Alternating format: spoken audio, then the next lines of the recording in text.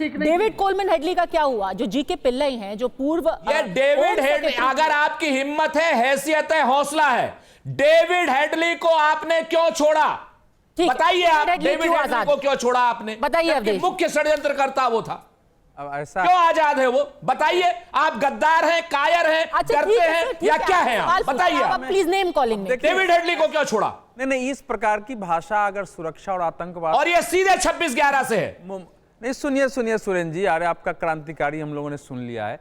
देखिए 26/11 आतंकवाद के मुद्दे पर, अरे क्रांतिकारी नहीं सर, हम क्रांतिकारी कतई नहीं बोलते। क्रांतिकारी तो आजकल आप लोग हैं और शहजाद हैं। नहीं ऐसा है। अब आप सुनिए, अब व्यक्तिगत लड़ाई के लिए तो टीवी नहीं है। सुनिए, व्यक्तिगत लड़ाई के लिए टीवी नहीं है, आप एंकर पर भी नहीं, हम कोई व्यक्तिगत, अगर पूरा डिबेट आप हाईजैक करना चाहते हैं, छोटी मछली ये आपका है, उसमें आप नहीं। अरे हम कोई हाईजैक नहीं कर रहे, हम तो चुप हो जाते हैं, हम तो पद्मजा जी से डरते हैं भाई। ठीक है सुरेंद्र जी, फिर मैं रिक्वेस्ट कर रही हूँ, मैं रिक्वेस्ट कर रही हूँ, फिर बताइए छोटी मछली को क्यों पकड़ करके ले आए, क्या फायदा? नहीं देखिए पद्मजा जी, ऐसा है कि अगर सुरक्षा और आंतरिक सुरक्षा आतंकवाद के मामलों पर राजनीतिक आरोप प्रत्यारोप के आधार पर विचार करेंगे तो कभी निष्कर्ष तक पहुंच ही नहीं सकते हैं कि छोटी मछली। डेविड कोलमैन हेडली को कितने साल की अमेरिका में सजा है? या बताइए कितने साल की सजा है उसके पास? 35 वर्ष की सजा है उसको। 35 साल की सजा है जी, 35 की है। हाँ, तो क्या हुआ? 35 की है सजा। आप में हिम्मत है, आपका दोस्त ट्रंप है, जिसको यहाँ फांसी होनी चाहिए, वो आदमी 35 साल की सजा पा रहा है, बचा हुआ है। नहीं आप बोल रहे हैं, क्या बात करते हैं आप? समस्या यही है कि आप बोल रहे हैं का दोस्त है नरेंद्र मोदी। देखिए ऐसा है, बात करते हैं अब आगे बचाने, अगर हमने हम क्वेश्चन उठाना नहीं चाहते थे, दूसरे को भी नहीं बोलने देते हैं। शहजाद ने मजबूर किया है, ये कायरता शहजाद ने की है, हम उठाना नहीं चाहते थे। नहीं, आपने उठाया है सुरक्षा का मामला, आपने उठा। अच्छा देखिए, हम नहीं बोलना चाहते थे। नहीं, पर सुरेंद्र दास जी प्लीज दूसरे को टोका टोकी मत कीजिए। और अगर बात तथ्यों पे आ ही गई है तो सवाल ये भी पूछा जाएगा, 2009 में तहव्वुर राणा का चार्जशीट में क्यों नहीं नाम लिया गया था? एनआईए ने जो चार्जशीट 2009 में दाखिल की थी, उसमें तहव्वुर राणा का नाम क्यों नहीं रखा गया? क्यों ऐसी परिस्थितियां बनाई गई जिसको लेकर के तहव्वुर राणा का ट्रायल अमेरिका के अंदर चला? वो भी बता। क्यों ऐसा हुआ कि 2013 के अंदर जब फाइनली उसकी सेंटेंसिंग हुई तो 26/11 के पूरे जो षड्यंत्र है उसमें उसको दोषी ही नहीं पाया गया?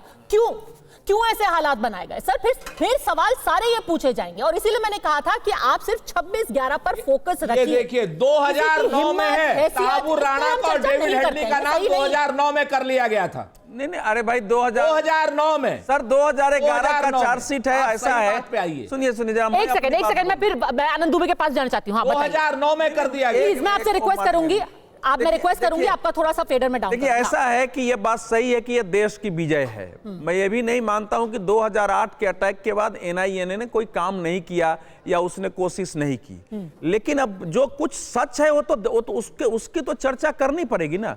राकेश मारिया उस समय पुलिस कमिश्नर थे, उनकी एक पुस्तक है, उसने आत्मकथा लिखी है, लेट मी से इट नाउ।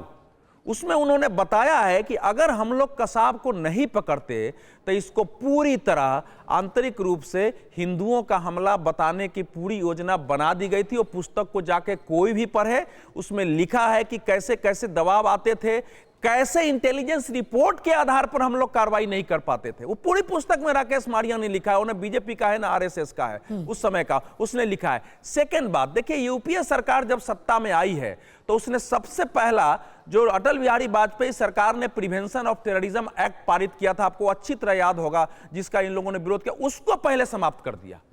उसके परिणाम ये हुए कि एक मैसेज गया कि टेररिज्म पर यह सरकार ढीली डाली और अटैक पर अटैक शुरू हो गए। बाद में प्रणब मुखर्जी ने सोनिया गांधी जी को समझा के, जब इधर से बात हुई, सब लोग बात किए प्रणब मुखर्जी से, तब उन्होंने उसी यूएपीए को थोड़ा स्ट्रांग बना के पारित करवाया। तहव्वुर राणा पर कहना कि ये कांग्रेस की कमी थी जिसकी वजह से वो जेल में गया, ये तो गलत है ना? नहीं, ये तो बिल्कुल गलत है। उन्होंने जो अपना किया है, हालांकि देखिए पी चिदम्बरम जब आए उसके पहले तो थोड़ी टेररिज्म पर कार्रवाई तो हुई, लेकिन पहले से डिमांड था कि इंटेलिजेंस ग्रेड जो अटल जी के समय सब योजना बनी थी कि इंटेलिजेंस ग्रेड बने, हम जो है एक फेडरल एजेंसी हमको बनानी है, हम कैसे दूसरे देशों के साथ, वो सारी योजनाएं ताक पर रख दी गई। तो आप मान रहे हैं कि तहव्वुर राणा अगर आज इंडिया में आया है तो उसका उतना ही श्रेय कांग्रेस की यूपीए की सरकार को भी जाता है? नहीं, यूपीए की सरकार ने उस समय कोशिश की, लेकिन टेररिज्म के लेके कमिटमेंट नहीं था। 2006 के मुंबई हमले के बाद अच्छा, जब मुशर्रफ और